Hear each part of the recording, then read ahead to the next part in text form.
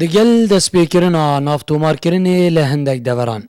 کوجبو خلکی وان گندین زیان پیکفتی به صدام شر و آلوزین دنابرا ترکیه و پککه دا خلکین گندین سنوری ین زیان وی کفتی دا خوازا قربو کرین دکنو دبیجن بلا نبتنی افیکه گوتن بیت وکو جارین رابوری جبر کوان کریار دوین از بخوای چویم گندی و ما ویدیویت گندی دیتین هجده هی واسه پشتی تامشیت هاتی آل هفتانین بو ماه 4 هی وکام نچوینه پشتی اینگی ریکا دایما امید چویم پر ریکی وجی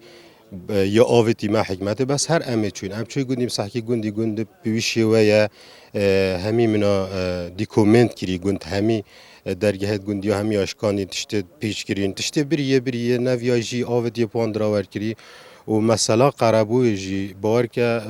نه او جارا ای کی ابسر گندی ریسی هاتی امسر گندی دوره هاتی حتی وگاوی هیچ قربوی یک بو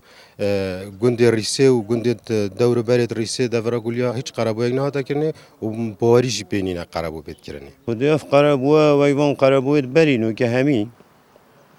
اما اگه مثلا که گودن هاید بیجن بله نه بیجن اوس فترة الشاش حف نغلانا حف مثلا بسري قدام هات شو جارا قربو منادي تا ونها تجرن بيجن بيجن ده قربو يكم بس با قربو شو أساس بونين همانا ریوبرین ناحیا باتی فاجید دبیجید تانو که چه بریار نهاتی ندان جبو قربو کرنا خلکی وان گندین هاتین چول کرنو زیان پیگشتین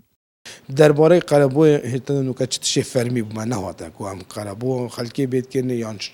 جهته که رسمی بیجن مثلا لجنه بین پیکنانه بو سردانه و جواب کن لما بو قربوی هیچ تشک نهاته کنه و که فرمی حتی تشک بید امده آگاداری خلکی خواکن به صدما شروع پیدادن ارتشا ترکیه و پککه لسنور قضای آزاخو نیزیکی چل گندان هاتین چول کرنو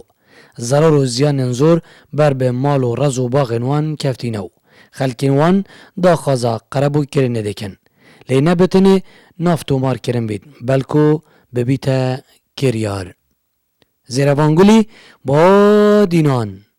ناحیا باتیفا